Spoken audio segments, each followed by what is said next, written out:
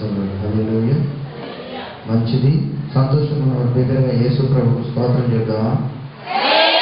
దగ్గరగా కొద్ది గట్టిగా చలంత బోధవారు. Thank you. ఇప్పుడు నీటుగా నా మొహం మీరు ఎవరు రావట్లేదు, బాధపడకండి. నేను మెసేజ్ రికార్డ్ చేసుకుంటున్నాను. దేవునికి స్తోత్రం కలుగుతున్నాను. హల్లెలూయా.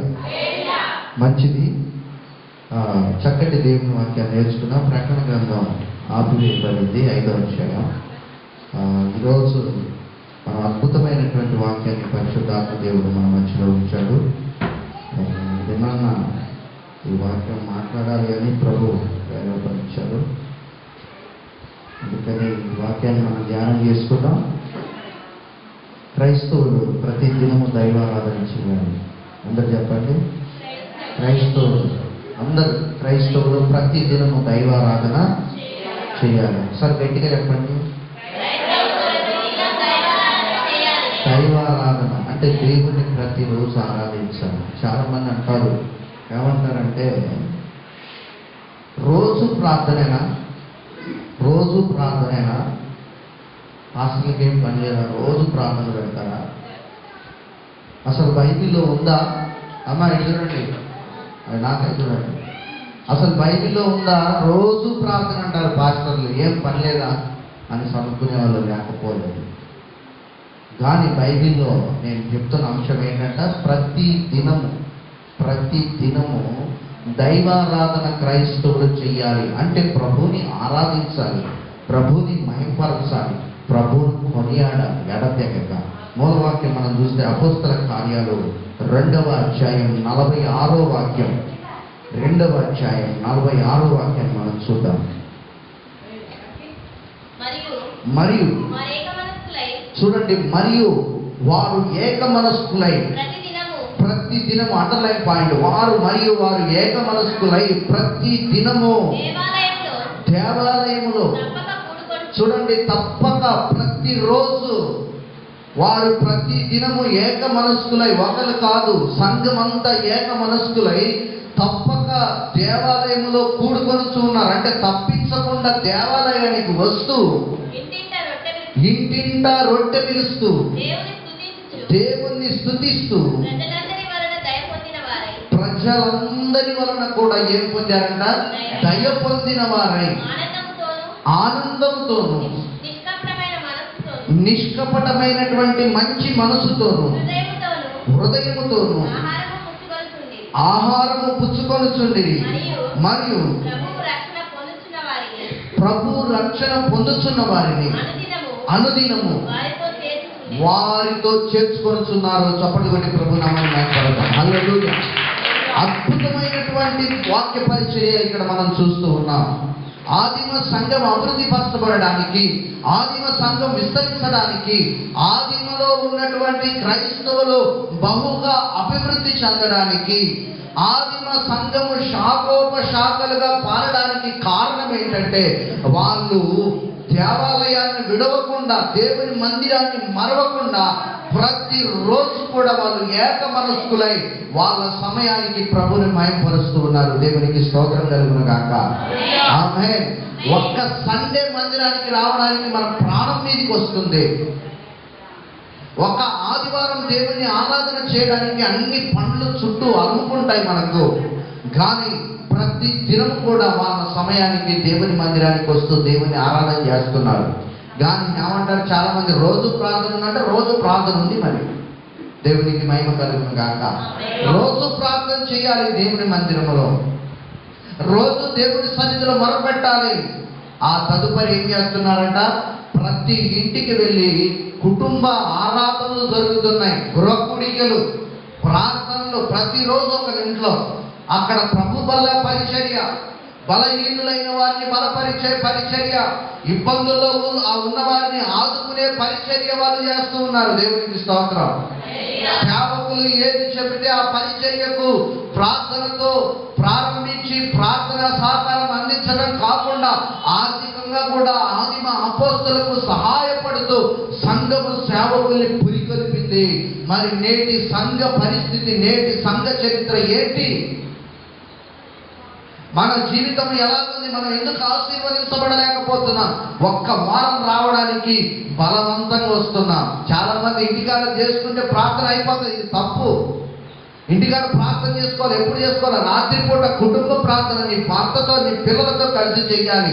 లేకపోతే వ్యక్తిగత ప్రార్థన రాత్రులు నువ్వు చేసుకోవాలి. లేకపోతే మధ్యాహ్నం పూట నువ్వు పనిచేయని చోట ప్రార్థన చేసుకోవాలి వీలున్నప్పుడు. ఇలా వ్యక్తిగత ప్రార్థన వేరు, కుటుంబ ప్రార్థన వేరు.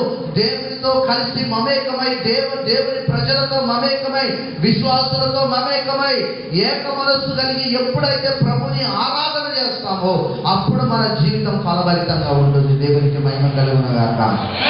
ఆమేన్. ఇప్పుడు మనం ఇంతమంది ఉన్నాం. మనం ఆరాధన చేస్తుంటే ఒకరికి నచ్చట్లేదు. ఒకరి కళ్ళలో పెట్టి గుడ్లలో పెట్టి ఏం జరుగుతుందో చూస్తుంది. కొంతమందికి రెండు చేతులు ఖర్చుకోవట్లేదు. ఎందుకో నాకు అర్థం కావట్లేదు. నాకు అసలు అర్థం కావట్లేదు. కొంతమంది ఏదో మర్చిపోయిన డైనాలో ఉన్నారు. కానీ అక్కడ వాక్యం రాయబడింది ఏమైందంట, వారందరూ కూడా ఏక మనస్కులయ్యారు. వాళ్ళందరూ కూడా వాళ్ళు మైమర్చిపోయి ఒక్క మనస్సుతో వాళ్ళంతా ప్రభుని మైమరిచారు. అక్కడ 100 మంది ఉంటే 100 మంది మనసు కూడా మన ఒక్క మనసు ఎలా ఉంటుందో అలా మమేకమైపోయారు ప్రభుతో. ఎందుకు మనం ప్రభుత్వం మమేకం కాలేకపోతున్నాం? ఎందుకు దేవుడికి దగ్గరగా వసించడానికి, ఆయన ఆరాధన చేయడానికి ఇష్టపడలేకపోతున్నారు? ఎప్పుడైతే అలా ప్రభుని ఆరాధించడానికి ఇష్టపడతారో మీ జీవితాల్లో ఆశీర్వాదాలు వస్తాయి. దేవుడు కార్యాలు చేస్తాడు, అద్భుతాలు చేస్తాడు. అప్పుడు మీ జీవితం మూడువారిగా ఉండదు, ఫలభరితముగా ఉంటుంది. దేవుడికి మహిమ కలుగును గాక. ఆమేన్. ఎక్కడ కలుసుకోవాలంటే ప్రతి దినము తప్పక దేవాలయంలో కూడుకుంటది. క్రీస్తు యేసు మరణించి తిరిగి లేచి ఆరోహణుడై వెళ్ళిన తర్వాత ఆదిమ సంఘము దైవారాధన చేస్తున్నటువంటి క్రమ పద్ధతి. ఒక్కరు గురకొడిక పెట్టుకుంటే ఒక్కరు పెట్టుకోరు. ప్రాణాల మీద కొత్తుంది ఒక్కొక్కరికి. మీ ఇంట్లో శోధన ఎట్లా పోద్ది, మీ ఇంటి పైన శాపం ఎట్లా పోద్ది, మీపై దుష్టుడు నిలిపిన కనుదృష్టి ఎట్లా పోద్ది, మీపై ఉన్నటువంటి ఆ అపవిత్రమైనటువంటి అపవాది యొక్క కుతంత్రాలు ఎలా వెళ్ళిపోతాయి? ఎప్పుడైతే పరిశుద్ధులైనటువంటి దైవ సేవకుల పాదములు మోపబడతాయో, ఎప్పుడైతే విశ్వాసుల యొక్క సమూహము దేవుణ్ణి స్తుతిస్తూ మీ ఇంటికి వస్తారో అప్పుడు మీ ఇంటికి ఆశీర్వాదం వస్తుంది. దేవునికి మహిమ కలుగును గాక. అందుకనే వాళ్ళు ప్రతి దినము ఇంటింటా రొట్టె విరిచారు. అంటే ప్రతి కుటుంబంలో కుటుంబారాధన జరిగింది. అందుకనే వాళ్ళు ఆశీర్వదించబడ్డారు. కుటుంబ ప్రార్థన అంటే మనకి ఏడుపు వస్తుంది. మన పార్టీ సంఘానికి మొదటిగా ఏడుపు వస్తుంది. దేవునికి మహిమ కలుగును గాక. ఆ పరిచర్య ఎంత ఆశీర్వాదకరం తెలుసా మీకు? ఎంత దీవెనకరం తెలుసా మీకు? ఎంత ఉన్నతమైనటువంటి శ్రేష్టమైన ఈవులను ప్రభు మీకు ఇస్తాడో తెలుసా? దేవునికి మహిమ కలుగును గాక. లుదియా బదిలాడుతుంది దైవ సేవకుని, ఒక్కసారి మా ఇంటికి రమ్మని బదిలాడింది. ఎన్నిసార్లు? ఒక్కసారి. నాకు పనుంది, నేను రాలేదంటే, నువ్వు ఒక్కసారి నేను విశ్వాసం కలిగిన దాన్ని నువ్వు ఎంచితే, నువ్వే బాప్తిసం ఇచ్చావు నాకు, ఎంచితే ఈ రాత్రి మా ఇంట్లో ఉండి వెళ్ళాలి. దేవుని విలువ, దైవ సేవకుల విలువ తెలిసిన వాళ్ళు అలా ఉంటారు. లుదియాలాగా. లుదియా ఆశీర్వదించబడిందా? శాపగ్రస్తురాలే కదా. ఆశీర్వదించబడి ఇప్పటిదాకా బైబిల్లో ఉంది. ఇక ఉంటూనే ఉంటుంది. యేసు ప్రభు రాకడ వరకు ఉంటూనే ఉంటుంది. దేవునికి మహిమ కలుగును గాక. ఆమె ఎప్పుడో కన్ను మూసి కాలగర్భంలో కలిసిపోవచ్చు, కానీ సజీవంగా నా దేవుని వాక్యంలో మాత్రం నిలిచి ఉంది. దేవునికి మహిమ కలుగును గాక. సజీవ సాక్ష్యంగా ఉండే ఆమె. ఆమె గురించి సంఘాలు మాట్లాడుకుంటూనే ఉన్నాయి. ప్రతి దినం ఏం చేయాలంట? తప్పక దైవారాధన చేయాలి. హల్లెలూయా. తర్వాత మనం దీంట్లో నేర్చుకుంటే వాళ్ళు ఏం చేశారంటే ఇంటింట రొట్టె విరుచుచూ ఉన్నారు. బలహీనులు ఏం చేస్తున్నారంట? బలపరుస్తూ, రక్షణ బాప్తిసం వాళ్ళకి ఇస్తూ వారిని సంఘములో చేర్చుకుంటున్నారు. దేవునికి మహిమ కలుగును గాక. సంఘములో అంటే స్వార్థం అనేది లేదు అక్కడ. ఏం లేదు అక్కడ? స్వార్థం అనేది లేదు, అసూయ అనేది లేదు సంఘంలో, ఆదిమ సంఘములో. హల్లెలూయా. ఇప్పుడు మనం మందిరానికి వచ్చే వాళ్ళు చాలా మంది, వాళ్ళు వస్తే నేను రాను. దీన్ని ఏమంటారు? స్వార్థం. ఇలాంటి సంఘంలో ఉండకూడదు. ప్రతి ఒక్కరిని సంఘంలో మనం చేర్చుకోవాలి. తర్వాత మనం చూస్తే మొదటి విషయం మనం చూస్తే మొదటి విషయం, తప్పక దేవుని మందిరానికి రావాలి. ఇందాక నేర్చుకునే అంశం, ఇప్పుడు మొదటి విషయం, తప్పక దేవుని మందిరానికి రావాలి. దేవుని పిల్లలు ఎవరు రావాలి? తప్పక దేవుని మందిరానికి రావాలి. చెప్పండి, దేవుని పిల్లలు. పిల్లలు మనం యేసయ్య పిల్లలమా, దయ్యం పిల్లలమా? చెప్పండి అమ్మ, మీకు దండం పెడతారు. యేసయ్య పిల్లలు అమ్మ, గట్టిగా స్తోత్రం చెప్పండి. హల్లెలూయా. మనం యేసయ్య పిల్లలం. మన తండ్రి సన్నిధికి మనం రావాలి. దేవునికి మహిమ కలుగును గాక. ఆమేన్. ద్వితోపదేశకాండం 12వ అధ్యాయం 5వ వాక్యం. ద్వితోపదేశకాండం 12:5. స్పీడ్ అవుతుంది. ద్వితోపదేశకాండం 12వ అధ్యాయం 5వ వచనం.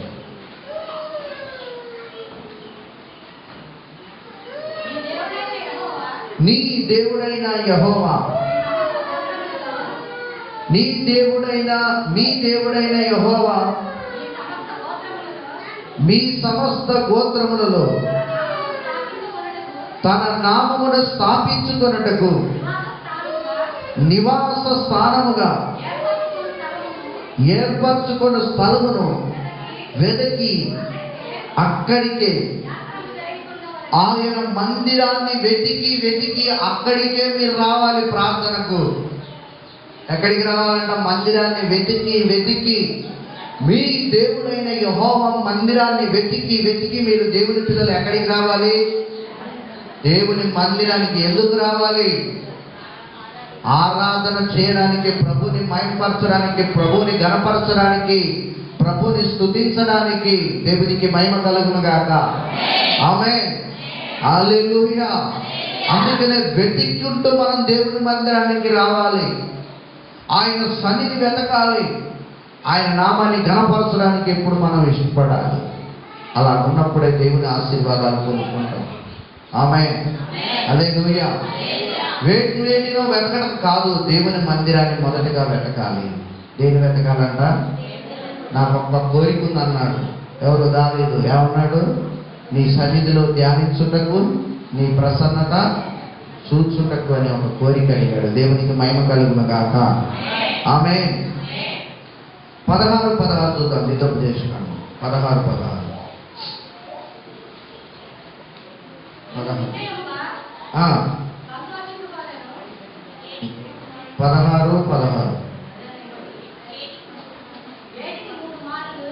ఏటికి 3 మార్లు అనగా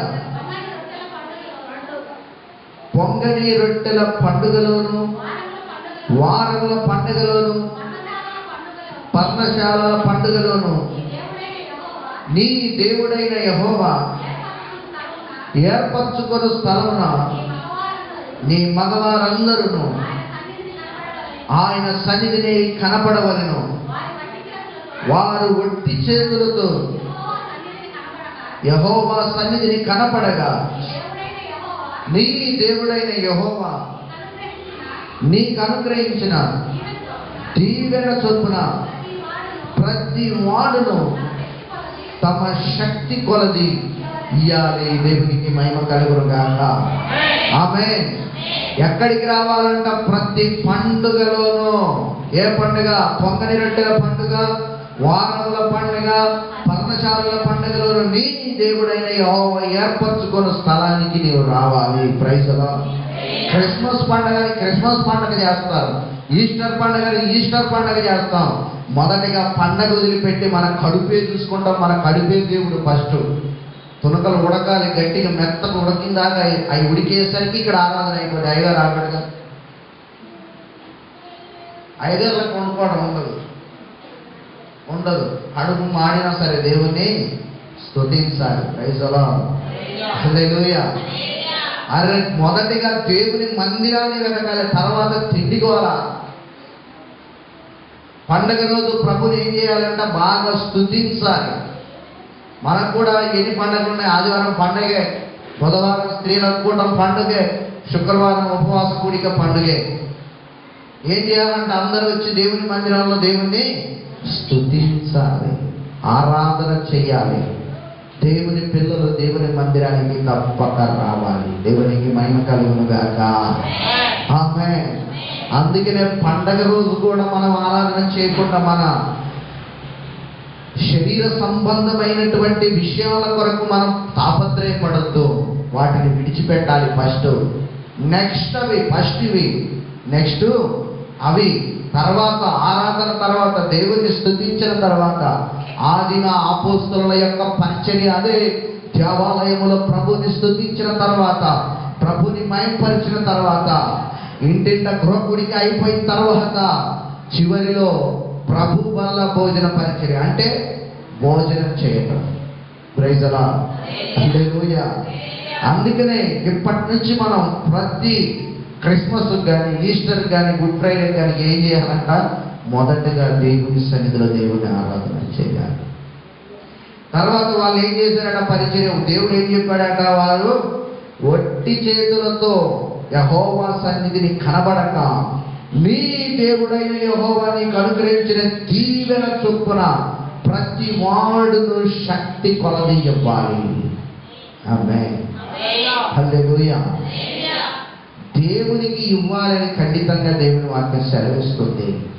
ఆదిమ సంఘం విస్తరించడానికి మనం నేర్చుకున్న వాక్యములు అపోస్తల కార్యములు 2:46లో వాళ్ళు అభివృద్ధి పరచబడడానికి వారు చిరచర ఆస్తులు అమ్మి అపోస్తల పాదముల యొద్ద పెట్టి, అయ్యా పలు ప్రాంతాల మీద వెళ్ళి ఈ క్రీస్తుని గురించి ప్రకటించండి, మా ఆస్తులు, మాకున్న డబ్బు, హోదాలన్నీ కూడా మేము అమ్మివేసి మీకు ఇస్తున్నాం, మీరు వెళ్ళి పలు ప్రాంతాల్లో దేవుని వాక్యం ప్రకటించండి, బీదలైన వారికి ఆ ధనాన్ని పంచిపెట్టండి, ఆ రోగులైన వారిని మీరు ఆదుకోండి, వారికి మీరు పంచిపెట్టండి ధనాన్ని అపోస్తలులకు ఇచ్చారు. అందుకనే ఆదిమ సంఘం అభివృద్ధి పరచబడేది. Praise the lord. అంతా దేవునికి ఇస్తే మాకేముంటుంది అనుకుంటారు చాలా మంది. Praise the lord. హల్లెలూయా. దేవునికి మహిమ కలుగును గాక. ఉన్నదాన్ని త్యాగం చేసినప్పుడే ఇంకా డబల్ ఆశీర్వాదం దేవుడు ఇస్తాడు. దేవునికి స్తోత్రం కలుగును గాక. ఆమేన్. హల్లెలూయా. హల్లెలూయా. అలాంటి ఇచ్చే మనసు మనం కలిగి ఉండాలి. శక్తి కొలది దేవుడు మనల్ని దీవించాడా? దీవించలేదా? దీవించాడు. బహుగా దీవించాడు. Praise the lord. ఇలా ఉన్నామంటే దేవుని కృప, దేవుని దీవెనే. మన బలము, మన శక్తి ఏమీ లేదు ఇందులో. ఆమేన్. నా యేసు కృప తప్ప ఇంకా శక్తి ఏమి కూడా, మన గొప్పతనం ఏమీ లేదు. శక్తి కొలది దేవునికి ఇచ్చి వాళ్ళు ఆశీర్వదించబడ్డారు. ఆమేన్. తర్వాత మనం చూస్తే కీర్తనలు 84:4 కీర్తనలు 84:4 కీర్తనలు 84:4 నీ మందిరమునందు నివసించేవారు ధన్యులు, వారు నిత్యము నిన్ను స్తుతిస్తారు. నీ వలన బలమునందు మనుషులు ధన్యులు. చాలు. దేవునికి మేము యెషయా గ్రంథం 37:1 యెషయా 37:1 యెషయా 37 గోనె పట్ట కట్టుకొని యెహోవా మందిరానికి పోయి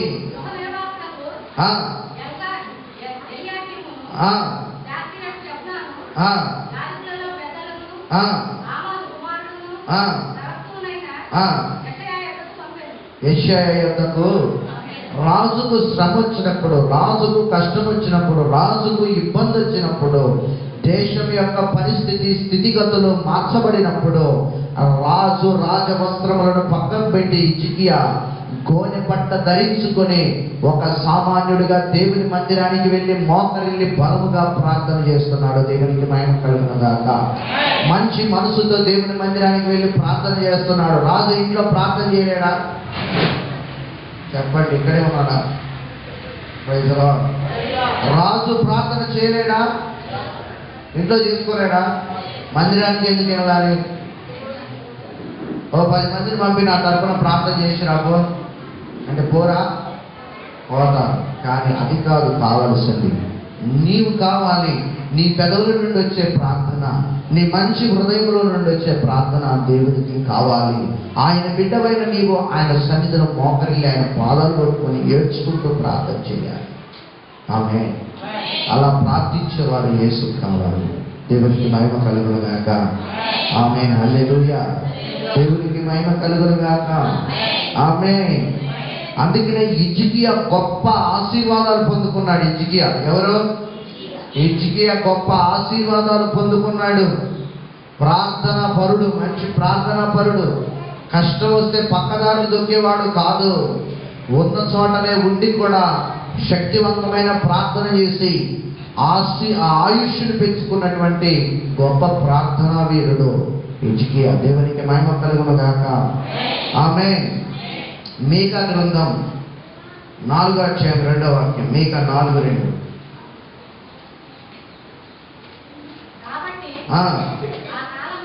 ఆ కాలమున అన్యజనులు అనేకులు వచ్చి సియోనులో నుండి ధర్మశాస్త్రమును యెరూషలేములో నుండి యెహోవా వాక్కును దేవుని మందిరానికి యెహోవా పర్వతమునకు మనం వెళ్ళుదాము రండని ఆయన తన మార్గముల విషయమై మనకు బోధిస్తాడు. దేవుని మందిరానికి వెళ్తే మనకు వచ్చే ఆశీర్వాదం ఏంటంటే, అమ్మా ఇది చూడండి, హల్లెలూయా. దేవుని మందిరానికి వస్తే మనకు వచ్చేది ఏమవుతుంది, ఏం జరుగుతుందంటే, ఆయన మందిరానికి వస్తే దేవుని మందిరములో మనం తిన్నగా ఉండి వాక్యం వింటే ఏం చేస్తాడంటే, ఆయన తన మార్గముల విషయమై మనకు బోధిస్తాడు, మాట్లాడతాడు మనతో. మనం ఆయన త్రోవలలో నడుచుకుందామని చెప్పుకుందరు. దేవునికి మహిమ కలుగును గాక. దేవుని మందిరానికి వస్తే ఆయన శ్రేష్టమైనటువంటి ఉపదేశం, మనం ఎలా జీవించాలో, ఆయన మార్గాలు, ఆయన కట్టడాలు, ఆయన నియమాలు మనకు తెలియజేస్తాయి. మనం ఎలా పరిశుద్ధంగా జీవించాలో, ఎలాగుంటే దీవించబడతామో, ఎలాగుంటే అనేకులకు ఆశీర్వాదకరంగా ఉంటామో, ఎలాగుంటే ఈ లోక అధికారిని అపవాదిని మనం ఎలాగో జయించగలుగుతామో, ఎలాగో మనం దేవుని కొరకు బ్రతకగలిగితే ఎన్నో గడ్డు పరిస్థితులు, శ్రమకాలాలు మనకు వచ్చినప్పుడు ఒక యోబు వలె తట్టుకొని నిలబడగలిగే సామర్థ్యాన్ని దేవుడు ఆయన మందిరంలో మనకు నేర్పిస్తాడు. ఆయన మంచి మార్గాలను మనకు ఉపదేశిస్తాడు. దేవునికి మహిమ కలుగును గాక. ఆమేన్. హల్లెలూయా. యేసు మంచి దేవుడు. ఎవరంటే ఆయన మంచి దేవుడు, గొప్ప దేవుడు, సర్వశక్తి కలిగిన వాడు. ఆయనకు సాటైన వారు ఎవరు లేడు. ఆయన మంచి మార్గాలను ఉపదేశించేవాడు. ఈ మంచి మార్గాలు కొంతమందికి నచ్చగా అండదారులు దొక్కుతారు. దేవుడు అంటే యేసు అంటే నచ్చదు అంటారు. ఏంటంట? యేసు అంటే నచ్చదు. ఎందుకంటే యేసు మంచి మార్గాలు బోధిస్తాడు. చెడు మార్గాలు బోధిస్తే నచ్చుతారా? వాళ్ళు నచ్చుతారు, బోధించేవాళ్ళు. రైతురా. కానీ యేసు ఏ మార్గాలు బోధించేవాడట? మంచి మార్గంలో నడిపించేవాడు. ఏ మార్గంలో? మంచి మార్గంలో. చెడు మార్గంలో నడిపించేవాడు కాదు. ఒకవేళ చెడ్డ మార్గంలోకి తొలిగి ఉంటే, దారి తప్పిన గొర్రె వలె తొలిగి ఉంటే, ఈరోజు మర్యాదగా దేవుళ్ళలోనికి నడిపించబడదు కాక. ఆమేన్. హల్లెలూయా. మళ్ళించబడితే మరలా గొర్రెల దొడ్డిలో ఉంటే ఆశీర్వాదం ఉంటుంది. Praise the lord. Hallelujah. Amen. తప్పిపోతే ఏముంటుందట? తప్పిపోతే కొండలకు పోతే ఏముంటుంది? అడవిలోకి పోతే, తప్పిపోతే ఒంటరిగా పోతే ఏముంటుంది? పెద్ద పులి ఉంటుంది, ఎలుగుబంటి ఉంటుంది, నక్కలుంటాయి, గొంట నక్కలుంటాయి. ఏం చేస్తాయి? నిన్ను ఏ కండ కాకుండా తీసుకొని తింటాయి. తింటాయా? తినవా? అడవి నుండి ఏం చేస్తాయి? దారి తప్పి ఎవరు వస్తారని చూస్తుంది. అంతేనా? రైతులా. ఈ రోజు దారి తప్పితే యేసయ్య మార్గంలోనికి మళ్ళించబడదురు కాక. ఆమేన్. హల్లెలూయా. ఎవరిని మింగుదునా అని పొంచుకొని ఉన్నాడంట అపవాది, గర్జించు సింహం వలె. ఎట్లా ఉన్నాడట? గర్జించు సింహం వలె. ఎవరు బయటపడి దారి తప్పితే వాళ్ళని ఎమ్మడేసుకొని ఈడ్చుకొని పోతాడు. అందుకనే తప్పక దేవుని మందిరానికి వస్తే ఆయన తిన్ననైన మార్గాలు, మంచి మార్గాలు మనకు బోధించి నడిపిస్తాడు. Praise the Lord. నా మార్గములన్నింటిలో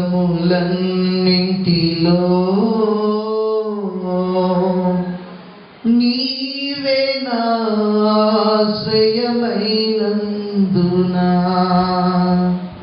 కృపామయుడా.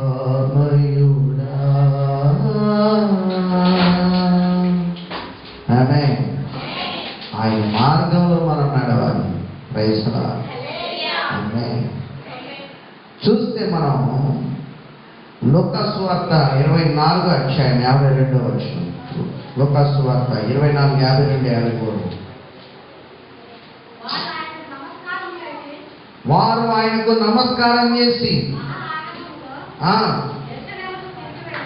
యెరూషలేముకు తిరిగి వెళ్ళి ఎడతెగక దేవాలయంలో ఉండి దేవునికి ఎక్కడున్నారంట వాళ్ళు? దేవాలయంలో ఉండి దేవునికి స్తోత్రము చేస్తున్నారు వాళ్ళు. కింద వచ్చిన కూడా 53 వరకు వాళ్ళు విడవక, దేవాలయాన్ని విడవక ఏం చేశారంటే అక్కడ ఉండి ప్రార్థన చేశారు. మీరు విడవకుండా ప్రార్థన చేయండి. ఇప్పటి నుంచి అలవరుచుకోండి. ఏం చేయాలంట? విడవక ప్రార్థన చేయాలి. అందరు చెప్పండి, దేవాలయాన్ని విడవక ఏ మనస్సుతో ప్రార్థన చేయాలి? ఏక మనస్సుతో ప్రార్థన చేయాలి. అది ఎట్లా వస్తుంది? పరిశుద్ధాత్మను పొందుకుంటే వస్తుంది. అది ఎట్లా వస్తుందట? పరిశుద్ధాత్ముడు అంటే ఎంతమందికి ఇష్టం? పరిశుద్ధాత్ముడు ఇష్టమే అందరికీ. Praise Lord. అందరి చేతులు ఇవ్వండి. నాకేమైనా అడిగింది అడిగిపోమ్మా, ఇంత చేయండి. దేవుడికి స్తోత్రం. అడిగి అందరు లేపిన చేతులు. Praise Lord. విడిది కనపడట్లేదు. విడిది. పరిశుద్ధాత్మ దేవుడు అంటే మీ అందరికి ఇష్టమేనా? ఇష్టమైన ఇష్టమే. ఎందుకంటే గట్టిగా ఇష్టమే. ఆమేన్. ఇప్పుడు దేవునికి స్తోత్రం. హల్లెలూయా. మీరంతా ఆత్మపూర్ణులుగా నింపబడుదురు గాక. దేవునికి స్తోత్రం కలుగును గాక. హల్లెలూయా. ఈ ఏక మనసు ఎప్పుడు వస్తుందంటే పరిశుద్ధాత్మ చేత నింపబడినప్పుడు మనకు దైవ కార్యాలు మన జీవితాల్లో జరుగుతాయి. అందరినీ ప్రేమిస్తాం. Praise lord. పరిశుద్ధాత్మ చేత నింపబడితే పాపం అంటే అసహ్యం కలుగుతుంది. పాపం ఎదురు పడితే పక్కకు దొరికిపోతాం. యోసేపు వలె ఏం చేస్తాం? తప్పు జరగబోతుందంటే ముందుగానే తెలియజేస్తాడు పరిశుద్ధాత్మ దేవుడు. Praise lord. హల్లెలూయా. అందుకనే పరిశుద్ధాత్మ అభిషేకాన్ని పొందుకోవాలి. ఆమేన్. హల్లెలూయా. పరిశుద్ధాత్మను పొందుకొని ప్రభుని అన్య భాషలతో స్తుతించాలి. ఏ భాషలతో? అన్య భాషలతో ప్రభుని స్తుతిస్తుంటే దేవునితో మాట్లాడినట్లని వాక్యం సెలవిస్తుంది. అన్య భాషలు మాట్లాడేవారు ఎవరితో మాట్లాడుతున్నారు? దేవునితో, పరలోకమందున్న దేవునితో. ఆమేన్. ఆమేన్. హల్లెలూయా. మీరందరూ అలాంటి భాషల వరాలు పొందుకుందరు గాక. ఆమేన్. మాకెందుకయ్యా అన్నట్టుకున్నారు కొంతమంది. లూకా సువార్త 2వ అధ్యాయం 36 నుంచి 37 వరకు. లూకా సువార్త 2వ అధ్యాయం. ఆషేరు గోత్రికురాలును పనియేలు కుమార్తెనునైన అన్నాను ఒక ప్రవక్తిని ఉంది. ఆమె కన్యత్వం మొదలు 7 సంవత్సరాలు పెనిమిటితో సంసారం చేసి బహుకాలం గడిచిన వృద్ధాపం కలిగిన స్త్రీ. 84 సంవత్సరాలు విధవరాలయుండి దేవాలయాన్ని విడవక ఉపవాస ప్రార్థనలతో రేయింపగళ్ళు సేవ చేయించుండెను. దేవునికి మహిమ కలుగును గాక. మనకు తిప్పి కొడితే ఇక్కడ ఉన్న వాళ్ళకి 40 ఏళ్ల లోకంలోనే ఉన్నారు. అంతకుమించి 50 ఏళ్ల లోపు ఉన్నారు. ఒక్క పూట ఉపవాసం ఉండడానికి ఉర్రూతలు కడుపు మంట. కానీ ఇక్కడ చూసి నేర్చుకోండి దేవుని వాక్యములో 84 సంవత్సరాల ముసలావిడ ప్రతిరోజు ఉపవాసం ఉంటూ దేవుని మందిరాన్ని విడవకుండా దేవుణ్ణి స్తుతిస్తూ దేవుని ఆరాధన చేస్తుంది. దేవునికి మహిమ కలుగును గాక. ఆమేన్. దేవుని కొరకు ఒక్క పూట ఉపవాసం ఉండలేం మనం నేను కాదు, నేను ఉంటా వారానికి 2 సార్లు ఉంటా, వారానికి 1 సారి ఉంటా, ప్రతి సండే ఆరాధన అయిపోయింది కాకుండా. దేవునికి స్తోత్రం కలుగును గాక. శుక్రవారం సండే మాత్రం ఉపవాసం పడుద్ది మాకు. ఆమేన్, ఆమేన్. మరి మీకేమైంది? 84 సంవత్సరాలంటే మంచి ఎంగులేడా? వయసులో ఉన్న అమ్మాయా? చెప్పండి అమ్మా, చెప్పండి సుధక్క. ఎవరామె? వయసులో ఉన్న స్త్రీయా? బలవంతురాలైన స్త్రీయా? ఏ వయసు అంటామా? 84 సంవత్సరాలంటే ఎంత బలహీనురాలు అయినా కూడా రేయింబగళ్ళు దేవుని ఉపవాస ప్రార్థనలతో స్తుతిస్తుంది. ఉపవాసం ఉంటేనే నీ జీవితాల కార్యాలు జరుగుతాయి. బల్ల బుద్ధి నేను చెప్పగలను. ఉపవాసం లేకపోతే నీ జీవితాల్లో కార్యాలు జరగవు. బైబిల్లో ఎంతో మంది భక్తుల జీవితాల్లో రాజులు కూడా ఉపవాసం ఉండే గొప్ప గొప్ప కార్యాలు చూశారు. చెప్పడం నమ్మిక. ఆమేన్. బాధలు వచ్చినప్పుడు సామాన్యమైన ప్రార్థన కాదు, కష్టాలు వచ్చినప్పుడు ఆ మామూలు ప్రార్థన కాదు. కడుపు కట్టుకొని మంచి నీళ్ళు కూడా తాగకుండా కఠోరమైనటువంటి ఉపవాస ప్రార్థన చేసి దేవుని కనికరాన్ని పొందుకున్నారు, జయమును పొందుకున్నారు. ఆమేన్. మరి నీ కష్టం వస్తే ఒక పూట నీ కోసమైనా ఉండలేవా? మా కోసం ఏముంది? మా కోసం ఏముంది? నీ కోసమైనా ఒక పూట ఉపవాసం ఉంది. సాయంకాలం 6 గంటల వరకు ఉండు, రేయి మొదలు ఏమొద్దు, ఒకరోజు నియమించుకొని రైసరాలు. ఎందుకు మీ జీవితం ఫలభరితంగా ఉండదు? దేవుని కొరకు అలా ఉండండి. ప్రైసరాలు. హల్లెలూయా. ఎంతో మంది భక్తులు దేవాలయాన్ని విడవక దేవుణ్ణి అంటిపెట్టుకొని గొప్ప కార్యాలు చూశారు. వృద్ధాపం కలిగినటువంటి స్త్రీ రేయింబగల్లో దేవుని మందిరాన్ని విడవక ప్రార్థన చేసింది. ఆమేన్. హల్లెలూయా. ఇప్పుడు చెప్పండి, రోజు ప్రార్థన ఉందా లేదా? ఉందా లేదా? రోజు ప్రార్థన ఉంది. రోజు కోటాలు ఉన్నాయా లేవా? చెప్పండి అమ్మ, రోజు కోటాలు ఉన్నాయా లేవా? అందరింట్లో రోజు తప్పక విడవక ప్రతిరోజు కోటమే. ప్రతిరోజు దేవుని స్తుతిస్తూనే ఉన్నారు, ప్రతిరోజు దేవుని ఆరాధన చేస్తూనే ఉన్నారు. దేవునికి మహిమ కలుగును గాక. ఆమేన్. అందుకే నేను తప్పక దేవాలయంలో దేవుని మహిమపరచాలి, దేవాలయంలో దేవుని ఆరాధన చేయాలి. దేవునికి స్తోత్రం కలుగును గాక. ఆమేన్. హల్లెలూయా, హల్లెలూయా. రెండవదిగా మనం చూస్తే దేవుని మందిరం మీద మక్కువ మనకు ఉండాలి. ఏముండాలట? రెండవదిగా దేవుని మందిరం మీద మక్కువ మనకు ఉండాలి. అంటే ప్రేమ మనకు ఉండాలి. ఏముండాలి? ప్రేమ ఉండాలి. ఇది వచ్చే వారం నేర్చుకున్నాం. Praise lord, praise lord. Hallelujah. మంచిది. దేవుడి కొద్ది మాటలు దీవించి ఆశీర్వదించి మనందరి హృదయంలో పదిలపరచును గాక. ప్రార్థన చేసుకుందాం. తల్లు వచ్చి కళ్ళు మూసుకున్నాం. ప్రార్థన చేసుకుందాం.